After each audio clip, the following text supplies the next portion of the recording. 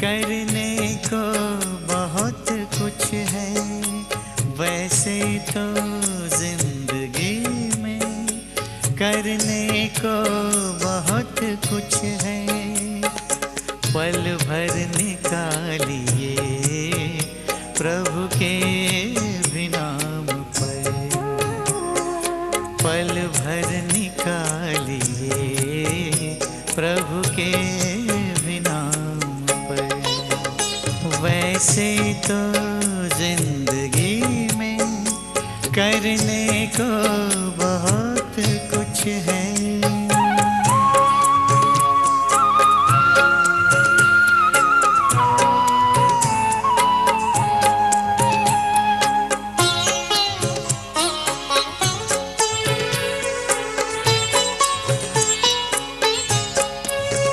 धड़कन का जब तलक है सीने में सिलसिला, धड़कन का जब तलक है सीने में सिलसिला, प्राणों का चल रहा है जब तक ये काफिला। रहबर बनाइए उसे जीवन की शाम तक, पल भर निकालिए प्रभु के भी नाम पर, पल भर निकालिए प्रभु के भी नाम पर। वैसे तो जिंदगी करने को बहुत कुछ है।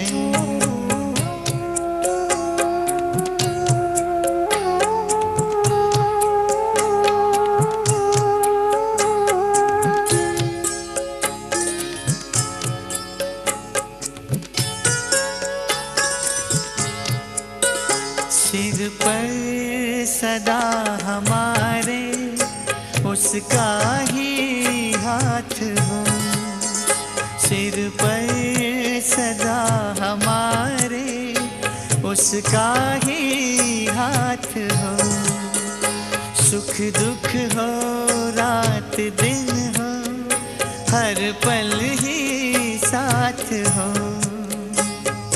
ऐसा न हो कि याद करें उसको काम पर, पल भर निकालिए प्रभु के भी नाम पर, पल भर निकालिए प्रभु के भी नाम पर।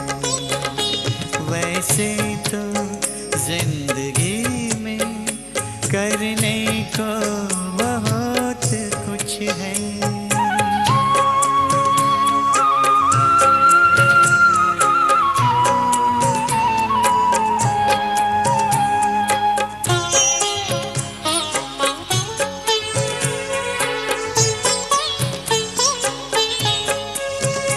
आँखें जो देखती हैं वो सब हैं मिटने वाले, आँखें जो देखती हैं वो सब हैं मिटने वाले। चलना है निज वतन जहाँ के प्रभु हैं रहने वाले, अपनी नजर टिकाइए उस परम धाम पर, पल भर निकालिए प्रभु के भी नाम पर, पल भर निकालिए प्रभु के भी नाम पर। वैसे तो जिंदगी में करने को बहुत कुछ है, वैसे तो जिंदगी में करने को बहुत कुछ है। पल भर निकालिए प्रभु के भी नाम पर। पल भर निकालिए प्रभु के नाम पर।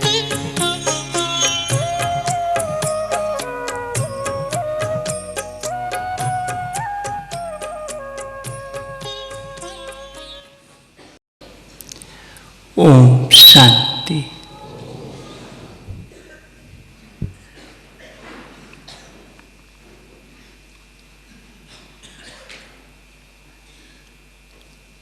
हम सब आत्माएं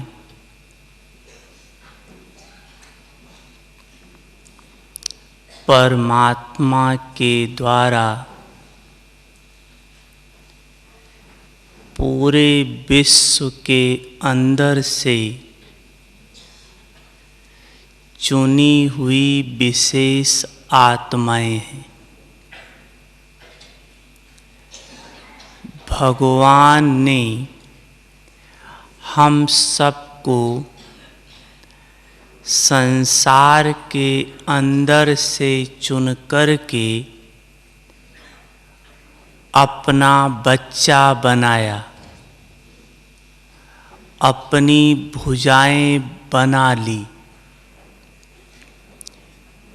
दुनिया में छोटे से पद के लिए भी इलेक्शन होता है, चाहे पंच, सरपंच, प्रधान के लिए भी इलेक्शन होता है। लेकिन यहाँ भगवान ने हम आप सबको सेलेक्ट कर लिया है। सिलेक्शन है, वहाँ इलेक्शन, यहाँ सिलेक्शन है। तो जिसको भगवान स्वयं सेलेक्ट करके अपनी भुजाएं बना ले, अपना बच्चा बना ले, उस जैसी विशेष आत्मा तो कोई हो ही नहीं सकती।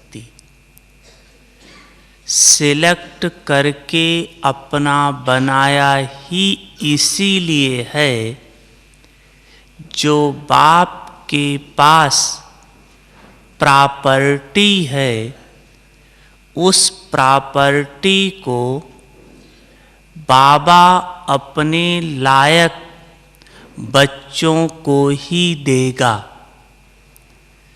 तो पूरे संसार में कौन से बच्चे लायक हैं, वो तो भगवान ही जानता है। क्यों? क्योंकि त्रिकालदर्शी है, हर आत्मा के तीनों कालों को जानता है।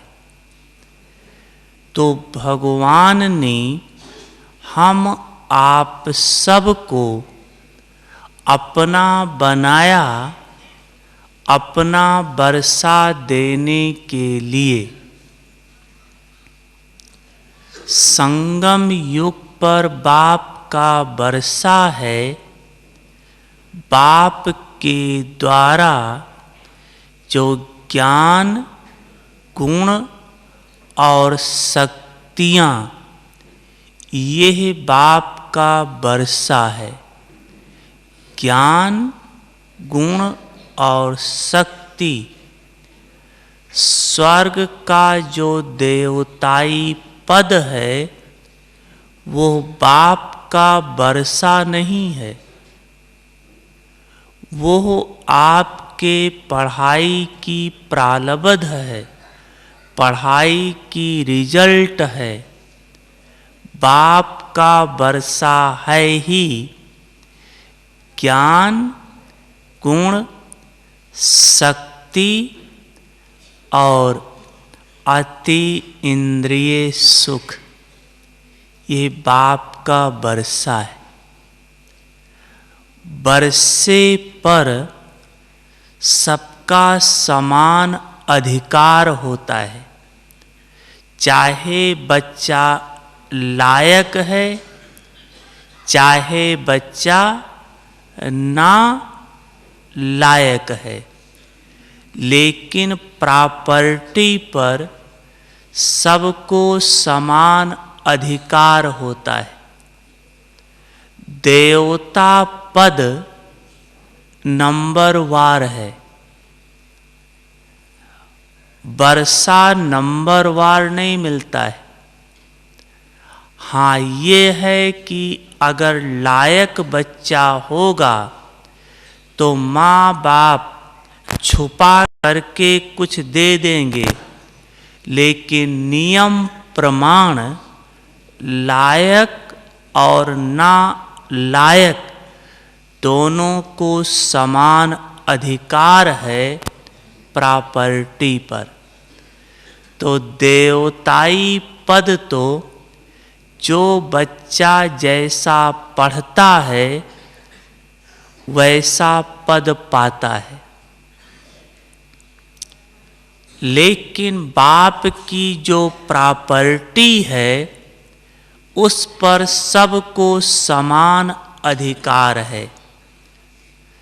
बाप की प्रॉपर्टी है ज्ञान। ज्ञान पर देखो, सभी बच्चों का समान अधिकार है। चाहे 6 मास का बच्चा है, चाहे कोई 60-70 साल का स्टूडेंट है, दोनों के लिए एक ही मुरली चलती है, किसी के लिए अलग नहीं चलती है। आप बाबा से मिलने आए, उसमें कोई 1 साल का भी बच्चा होगा और कहाँ 67 साल से दादियाँ हैं, वही मुरली दोनों के लिए चली है, या 67 साल वालों के लिए अलग चली है? एक ही मुरली चली है। तो ज्ञान पर सबको समान अधिकार है, ये बाप का वर्षा है। ऐसे गुणों में सबको समान अधिकार है। सर्व आत्माओं को बाबा सर्व गुण संपन्न कहता है। ऐसे नहीं पुराने सर्व गुण संपन्न हैं और नए 2 गुण संपन्न हैं, ऐसा कभी नहीं कहता है। ऐसे शक्तियों पर सबको समान अधिकार है। सभी बच्चे को बाबा मास्टर सर्व शक्तिवान कहता है। ये नहीं कि नयों को 4 शक्तिवान और पुराने को सर्व शक्तिवान, नहीं, सभी बच्चे को मास्टर सर्व शक्तिवान की टाइटल है। ऐसे अति इंद्रिय सुख गायन ही है कि गोपी बल्लभ के गोप गोपिकाओं से पूछो तो गोप गोपिकाएं नए बच्चे हैं वो भी हैं, पुराने बच्चे हैं वो भी हैं।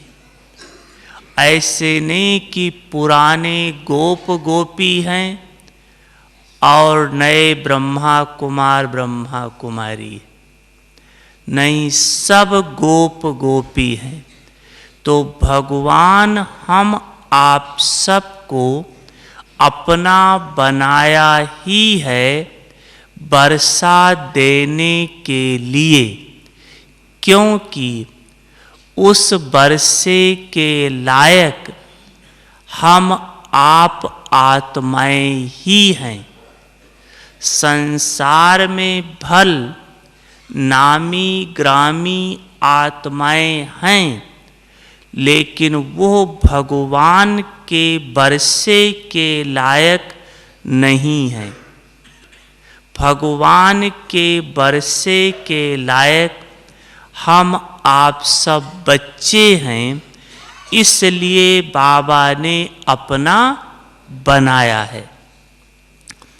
लेकिन द्वापर युग से आत्मा में देह भान के संस्कार आने के कारण जो हम भगवान के प्रॉपर्टी के लायक थे, वो गुण हमारे से गायब हो गया है। अब उस गुण को कैसे धारण करें, वो गुण क्या है, वो बाबा हमें पढ़ाई के द्वारा रोज बताता है। बच्चे, पहले तुम ये थे, तुम्हारे में ऐसे ऐसे गुण थे। अब बच्चे वो गुण चले गए, वो विशेषताएं चली गई। अब बच्चे इस विधि से इस गुण को धारण करो। तो उस गुण की धारणा से भविष्य जो पद है, वो है देवी देवता पद। देवी देवता पद में भी महाराजा भी हैं, नौकर चाकर प्रजा दास भी हैं। इस समय हमें पुरुषार्थ करना है महाराजा जैसा बनने के लिए। तो महाराजा जैसे बनने के लिए एक तो वो क्वालिफिकेशन चाहिए, गुण चाहिए, विशेषता चाहिए। दूसरा, महाराजा बनने के लिए प्रजा भी चाहिए। नहीं तो किस पर महाराजा बनेंगे? तो आपको प्रजा भी बनानी है और वो गुण भी धारण करना है, अर्थात स्वयं को संपन्न भी बनाना है और सेवा भी करनी है। दोनों काम करना है। पीछे की मुरली में बाबा ने विशेष इशारा दिया था कि बच्चे चारों सब्जेक्ट्स के अनुभवी बनो। पिछली मुरली में बाबा ने इशारा दिया था कि चारों सब्जेक्ट्स के अनुभवी बनो। इस मुरली में बाबा का इशारा है कि चारों सब्जेक्ट्स के सर्व खजाने से स्वयं को संपन्न करो। सर्व खजाने से स्वयं को संपन्न करो। पिछली मुरली में था अनुभवी बनो, और इस मुरली में है दूसरे को अनुभव कराओ। पीछे था खुद अनुभवी बनो, और अब है अनुभव कराओ।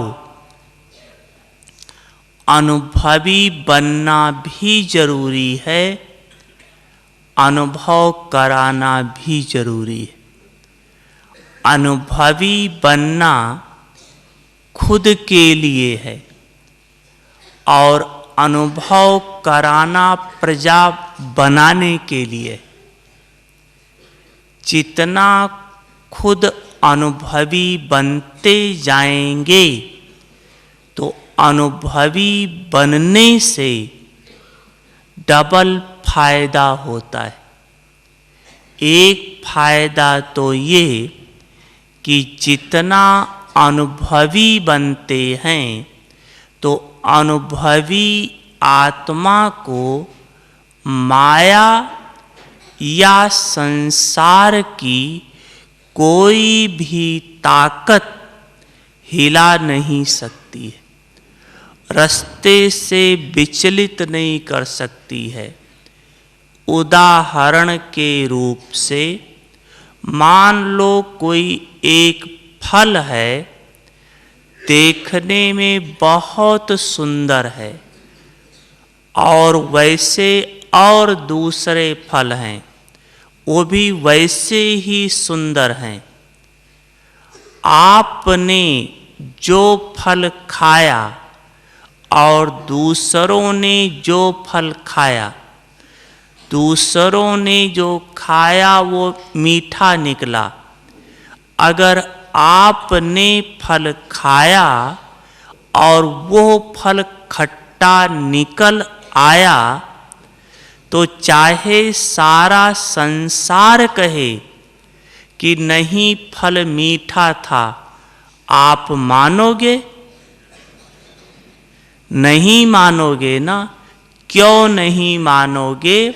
क्योंकि आपका अनुभव है। तो अनुभव की अथॉरिटी सबसे बड़ी अथॉरिटी है। जैसे बाप बड़े से बड़ा है, ऐसे अनुभव भी बड़े से बड़ी अथॉरिटी है। एक सेकंड, जैसे मान लो बाबा अगर कहे, वैसे बाबा तो सब जानता है, लेकिन अगर बाबा भी कहे मान लो कि नहीं बच्चे ये फल मीठा था आपका पेपर लेने के लिए, तो भी आप मानोगे मीठा था? मीन्स भगवान के कहे हुए बात को भी आप अनुभव के आधार से नकार सकते हो। भगवान तो जानता है मीठा है, लेकिन मान लो आपका पेपर लेने के लिए कह भी दे तो भी नहीं मानोगे।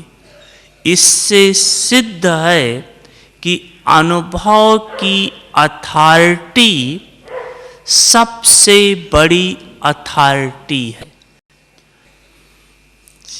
ओम शांति। तो अनुभव की अथॉरिटी एक तो स्वयं को स्थित रखती है।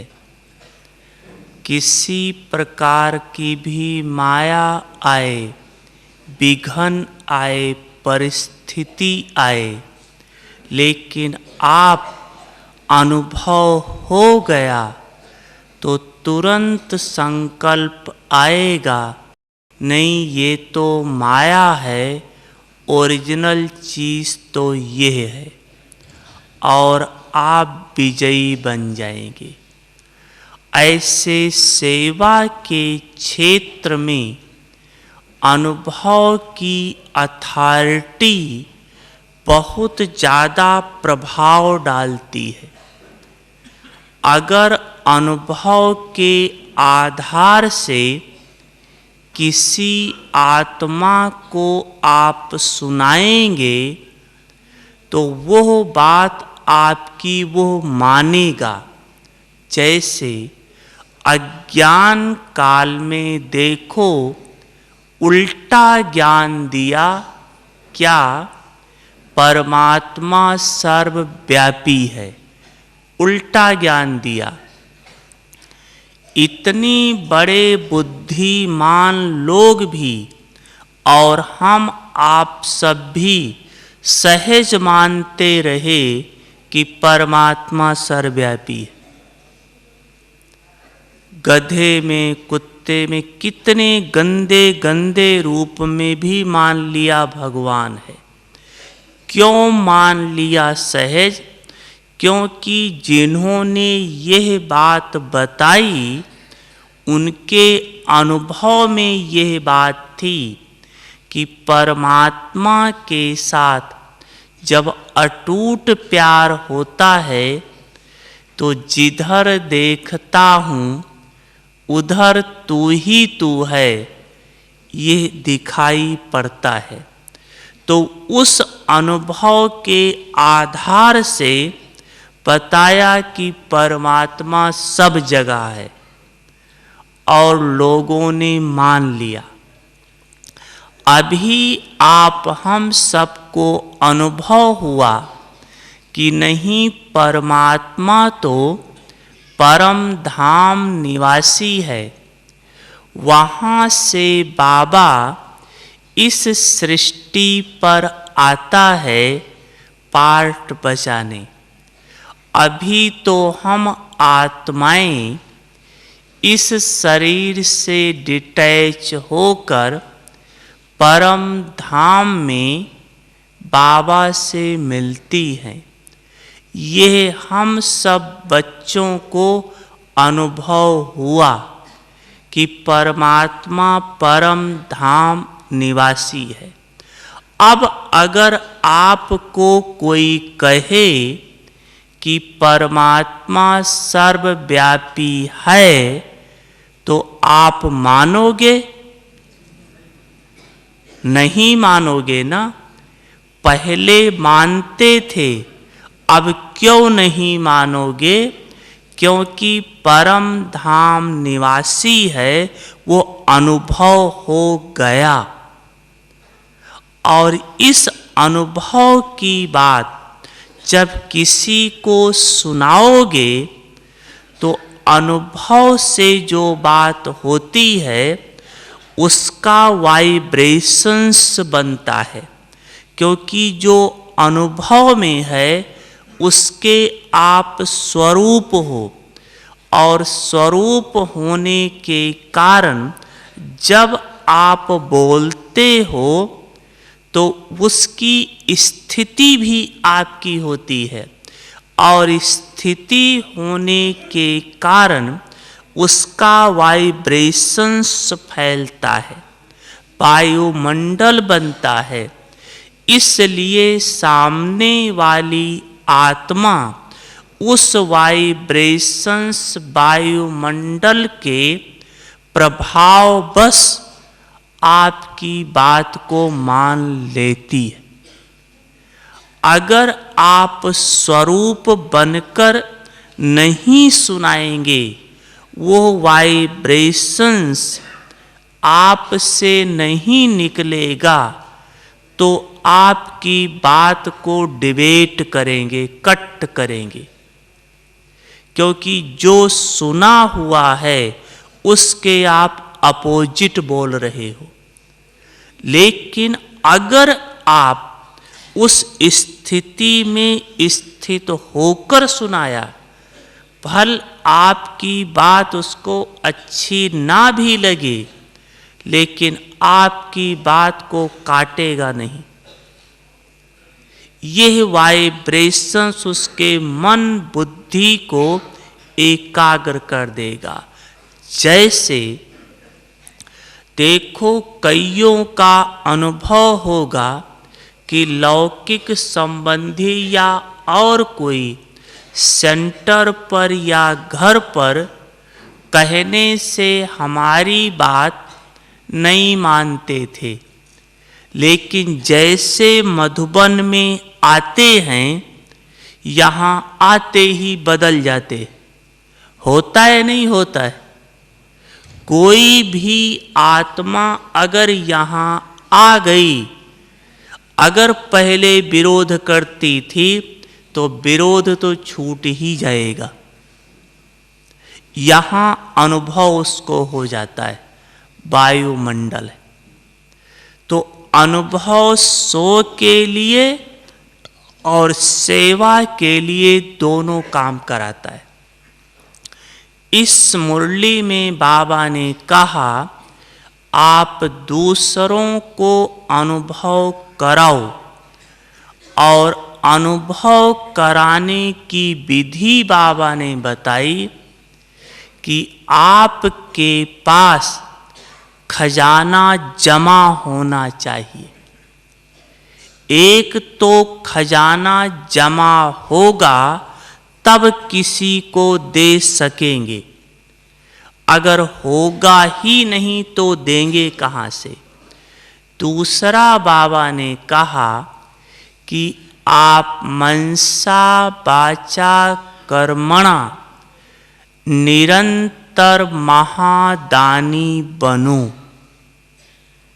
एक तो महादानी बनो, क्योंकि जितना महादानी बनेंगे उतना खजाना जमा होगा, जितना देंगे उतना बढ़ेगा।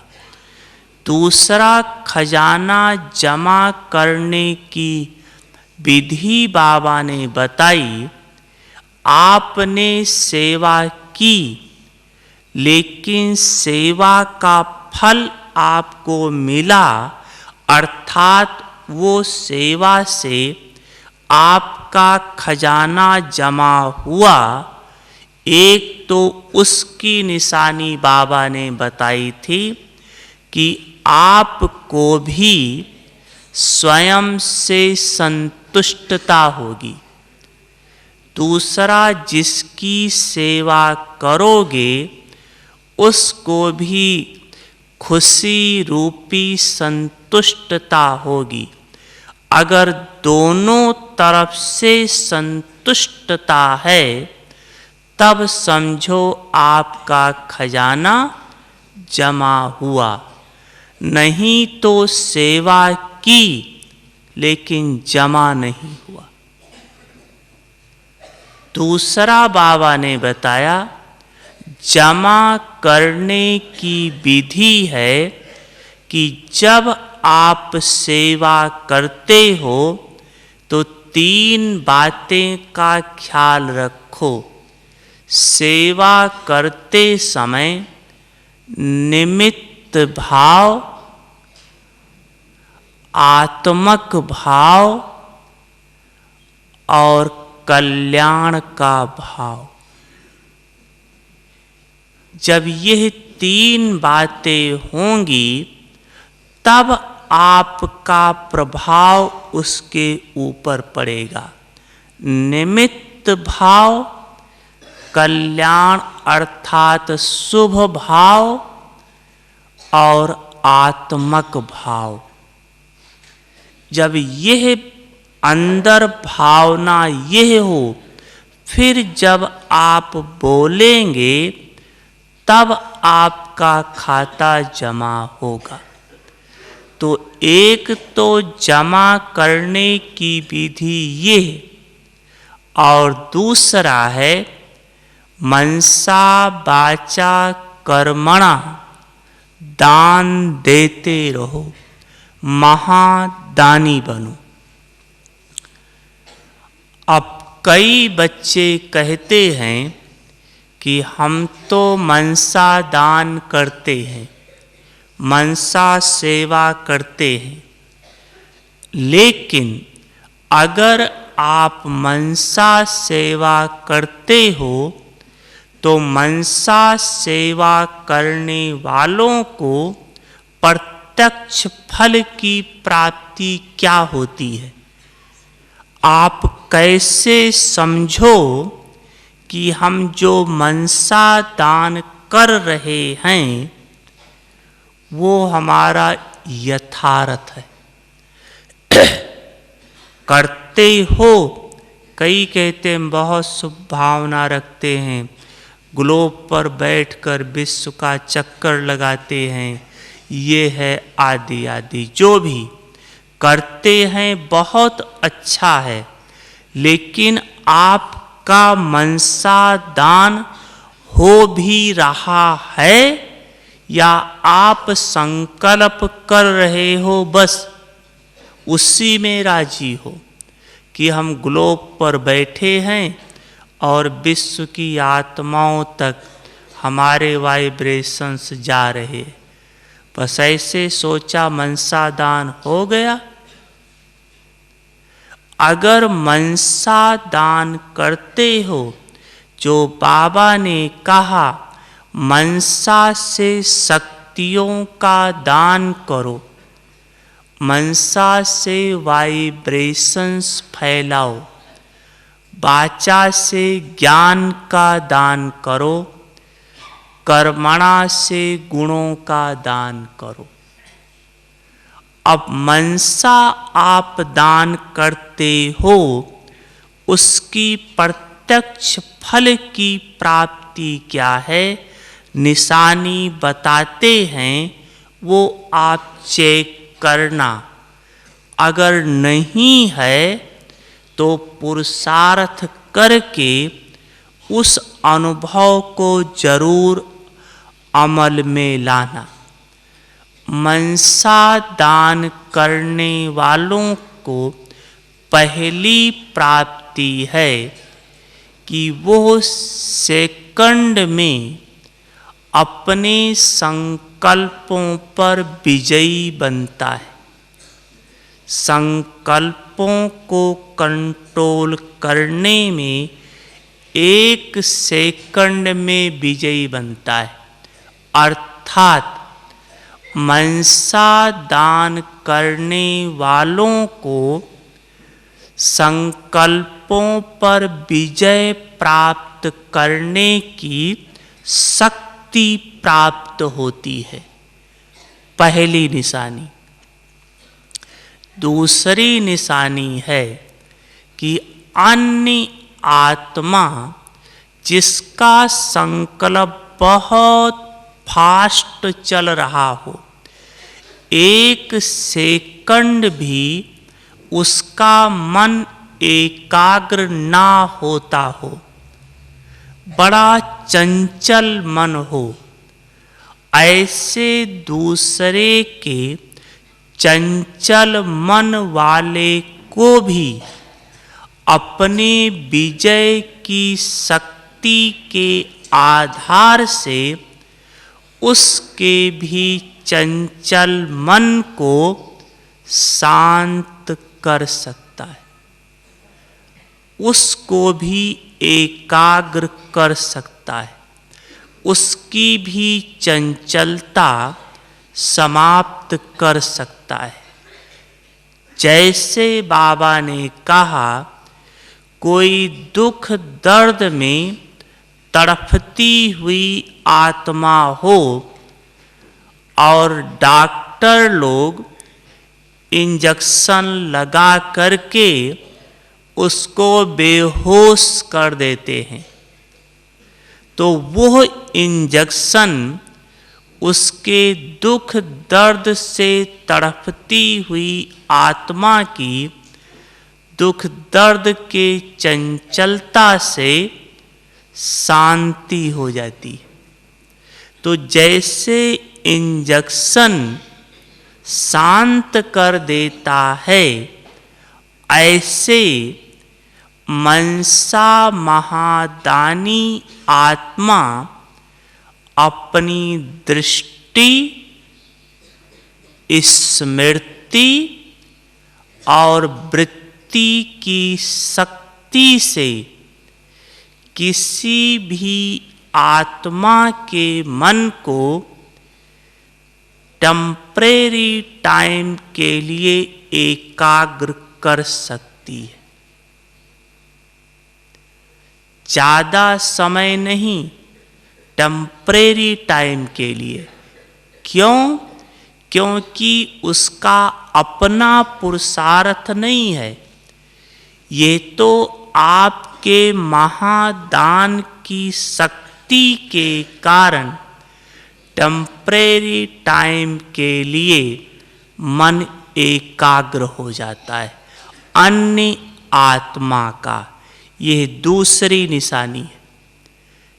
जैसे कई बार आपने देखा होगा, आप योग कर रहे थे, आपका संकल्प बहुत चल रहा था, लेकिन दादियाँ आती हैं और आपको दृष्टि दिया और उस दृष्टि स्मृति की शक्ति से, उस वाइब्रेशंस के प्रभाव से आपका संकल्प धीरे धीरे शांत हो गया। ये बहुतों को अनुभव होगा। तो यह दूसरे के संकल्प को शांत कर दे, ये मनसा शक्ति वाले को प्राप्त होता है। चेक करना, हम मनसा दान करते हैं, हमें प्राप्ति होती है या नहीं। दूसरी बात कि जो मनसा महादानी होता है, मनसा महादानी को संकल्प को सिद्ध करने की सिद्धि प्राप्त होती है। अर्थात वो जो संकल्प करता है वो संकल्प सिद्ध हो जाता है। किस आधार से? जैसे ब्रह्मा बाबा था, ब्रह्मा बाबा जो भी वचन बोलता था या जो भी संकल्प करता था वो सिद्ध हो जाता था। क्यों? क्या कारण था? एक ही कारण था। वो कारण था, आप भी करके देखो, जो संकल्प या जो बोल आप मन मना भाव की स्थिति में स्थित होकर बोलेंगे या जो संकल्प करेंगे, वो संकल्प खाली जा नहीं सकता, अवश्य सिद्ध होगा। लेकिन जो संकल्प मन मना भाव की स्थिति में स्थित होकर करो, जैसे अज्ञान काल में कहते हैं कि राम का बाण खाली नहीं जाता था, कहते हैं, ऐसे ही राममय बना हुआ संकल्प बाबा की याद में समाया हुआ संकल्प खाली जा नहीं सकता। करके देखो, होता है या नहीं होता है? अवश्य सिद्ध होगा। तो मनसा महादानी का संकल्पों की सिद्धि प्राप्त होती है। चौथी निशानी कि मनसा महादानी का संकल्प उसके बस में होंगे, वो संकल्प के बस में नहीं होगा, लेकिन संकल्प उस आत्मा के बस में होंगे। वो संकल्प जब चाहे तब रचे और जब चाहे उसकी पालना करे और जब चाहे तब विनाश करे। ये संकल्पों के रचने की, विनाश की, पालना की, ये तीनों शक्तियां मनसा महादानी के पास होती। ऐसी आत्मा ऐसे ही समझो जैसे कि मास्टर सर्वशक्तिवान है। चेक करना कि मनसा दान से हमें ये प्राप्त होता है। अब मनसा महादान की विधि क्या है? किस विधि से आप मनसा महादान करो? एक है, आप आत्मक स्वरूप में स्थित होकर किसी के लिए शुभ सोचना, ये भी मनसा दान है। आत्मक स्वरूप में स्थित होकर आत्मा के बारे में शुभ सोचना, आत्मा के बारे में।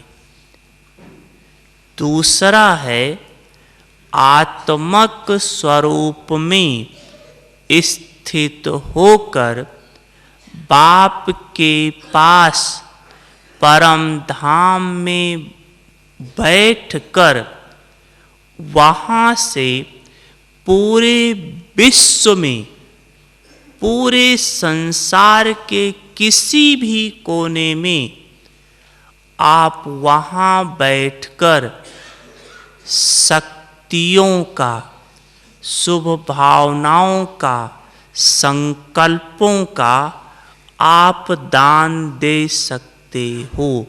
उसको मिलेगा, अनुभव होगा, चाहे हजारों लाखों माइल दूर है। तो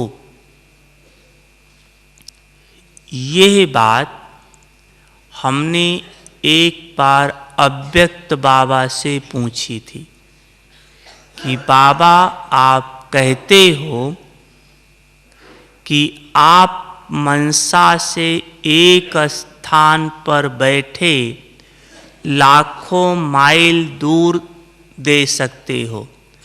मैंने कहा बाबा मैं यहाँ बैठे हुए सामने ही नहीं दे पाता हूँ। भाई मेरा संकल्प क्या चल रहा है आपको पता पड़ रहा है? आपको पता पड़ रहा है? तो जब हम यही नहीं कुछ पहुंचा पाते हैं तो लाखों माइल दूर कैसे दे सकते? क्या कारण है जो नहीं पहुंचता है और क्या विधि अपनाएं जो पहुंच जाए? आप इसको करके देखना, ऐसे नहीं बता रहे हैं, प्रैक्टिकल अभ्यास करके देखना। हमारा संकल्प आपके पास तक क्यों नहीं पहुंचता? चाहे आप मेरे बगल में ही बैठे हैं तो भी क्यों नहीं पहुंचता है? इसका कारण है कि आप जैसे संकल्प करते हो यहाँ से वाइब्रेशंस निकलता है। तो जिसके पास तक आपको वाइब्रेशंस पहुँचाना है उस और आपके बीच में पूरे संसार का वाइब्रेशंस समाया हुआ है। और जैसे आप संकल्प करते हो वो जो दुनिया का वाइब्रेशंस है आपके वाइब्रेशंस से हजारों करोड़ों गुना पावरफुल है। इसलिए आपका वाइब्रेशंस वहां तक पहुंचता ही नहीं। समझ में आई बात? क्यों नहीं पहुंचता है? हर एक जगह पूरे संसार का वाइब्रेशंस है। उसका प्रूफ आप बाबा के कमरे में जाकर रेडियो खोलो, पाकिस्तान, अमेरिका, कहीं का खोलो, पकड़ेगा या नहीं पकड़ेगा? सिद्ध है हर एक जगह, चाहे कहीं आप साउंड प्रूफ कमरे में बैठे हैं, कहीं भी बैठे हैं, लेकिन वाइब्रेशंस पूरे संसार का हर जगह भरा हुआ है। हम ब्राह्मण अभी तक 6-7 लाख हुए होंगे और संसार की आबादी 6 अरब है। कितना परसेंटेज पड़े ब्राह्मण? सोच लो। तो किसका वाइब्रेशंस पावरफुल है? अज्ञानियों का। इस कारण से पहुंचता नहीं है। क्या करो जो पहुंच जाए? अभ्यास करके देखो। मान लो आप किसी भी आत्मा को कहीं भी कुछ देना चाहते हो, चाहे शक्तियों का, चाहे कोई संकल्प, चाहे प्रभु का मैसेज, कुछ देना चाहते हो, जो आप देना चाहते हो उस एक संकल्प में करके देखो, आप निराकारी दुनिया में निराकार बाप के पास उस एक संकल्प में अगर आप 5 मिनट एकाग्र हो जाएं, उसी एक संकल्प में आओ जाओ नहीं, वहीं एकाग्र रहो, तो वो संकल्प भगवान के समान शक्तिशाली बन जाएगा। वो संकल्प आपका खाली जा नहीं सकता। अनुभव है, कितना भी दूर हो पहुंचेगा। लेकिन इस विधि के अभ्यास से टोटल अशरीरी हो जाओ। चाहे किसी की बीमारी दूर करना है, चाहे कुछ भी करना है, आप इस विधि से करके देखो, होगा। तो मनसा दान करने की निरंतर का अभ्यास चलाओ। नहीं मनसा हो पाता है, वाचा दान करो। लेकिन वाचा दान में मनसा का दान छोड़ो नहीं, इसका अभ्यास चलाते रहो। अगर वाचा का दान जो करता है, यही एक बताएंगे, टाइम हो गया है। वाचा का दान करने वालों को क्या प्राप्ति है? जो वाचा से महादान करते हैं। ज्ञान सुनाना अलग चीज है, दान करना अलग चीज है। जब कोई दान करता है तो दूसरे को वो चीज मिलती है, उसको कहा जाता है दान दिया। आपने जो सुनाया वो उसको मिले तो कहा जाएगा दान किया, और नहीं कहा जाएगा ऐसे सुनाया। दान नहीं किया, सुनाया।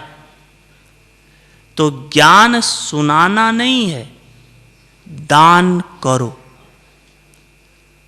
दान दान देने से उसको मिलेगा। तो जो मनसा और वाचा के दानी हैं, वाचा के अर्थात ज्ञान के दानी को मास्टर नॉलेजफुल कहा जाता है।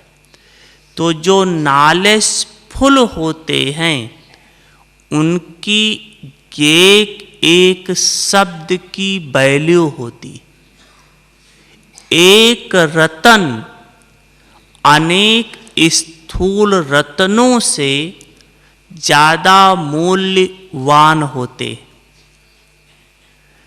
जो वाणी के दान करने वाले होते हैं, दान शब्द याद रखना, उनके एक एक शब्द को सुनने के लिए अनेक आत्माएं प्यासी होती है।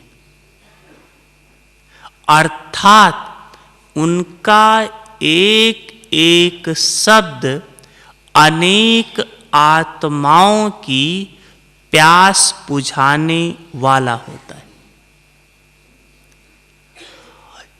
जो वाणी के महादानी हैं, उनके बोल में बड़ी ताकत होती है।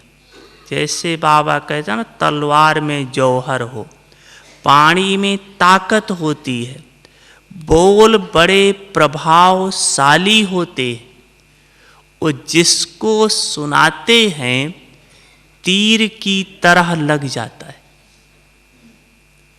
तो जो वाणी से दान करने वाले हैं, पहली प्राप्ति है, उनको खुशी मिलती है। क्यों? क्योंकि धन देखकर खुशी होती है। और दूसरी बात, वो कभी असंतुष्ट नहीं होते हैं। क्यों? क्योंकि खजाना भरपूर है। तो खुशी और संतुष्टता, यह दोनों प्राप्ति वाणी के महादान से होती है। तीसरी बात, ऐसे जो वाणी से महादान करते हैं, आप उस स्थिति में करके देखना, तो जब दान करते हैं तो आपको भी अनुभव होगा कि अंदर से इतनी खुशी निकलती है जैसे खुशियों का खान मिल गया हो। खुशी प्राप्त करने के लिए दान नहीं किया, दान तो ज्ञान का किया, लेकिन प्राप्ति खुशी की हुई। तीसरा है कर्मणा द्वारा गुणों का दान। जो गुणों का दान करता है उसको प्राप्ति है चलन और चेहरा, दोनों फरिश्ता जैसा नजर आएगा। वो चलेगा भी तो ऐसे लगेगा जैसे फरिश्ता चल रहा है। तो चलन और चेहरा फरिश्ता जैसा लगेगा। दोनों लाइट होगी, एक तो प्रकाशमय काया होगी, दूसरा किसी प्रकार का बोझ नहीं होगा। जो भी कदम उठाएगा, हर कदम में उसको सहज अनुभव होगा, मेहनत नहीं लगेगी। हर कदम में मदद की महसूसता होगी, हर कदम में शक्ति प्राप्त होगी। ये निशानी है जो कर्म के द्वारा गुणों का दान करते। ऐसी आत्मा सर्व के आशीर्वाद के पात्र होने के कारण उसको वरदान स्वतः प्राप्त होता है। तो कर्मणा द्वारा गुणों के दान करने वाली एक तो वरदानी मूरत बन जाती है और दूसरा फरिश्ता रूप बन जाती है। यह कर्मणा के द्वारा दान का फल है। जो तीनों प्रकार का दान करते हैं उनका रूप क्या होगा?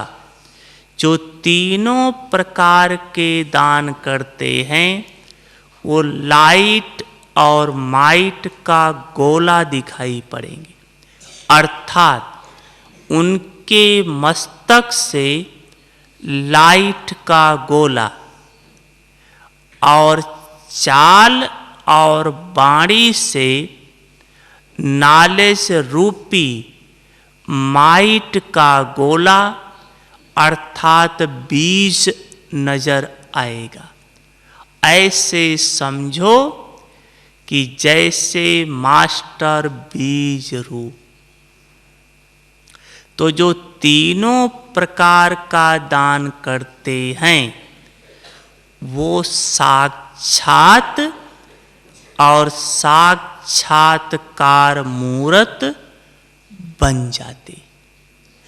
तो जो बाबा ने कहा ये तीनों प्रकार का दान करो, तो सहज आपके द्वारा बाप दिखाई पड़ेगा। जैसे ब्रह्मा बाप के द्वारा शिव बाप अनुभव होता था, ऐसे आपके द्वारा बाप दादा दिखाई पड़ेगा। इसको कहा जाता है बाप की प्रत्यक्षता। ठीक है? अच्छा, ओम शांति।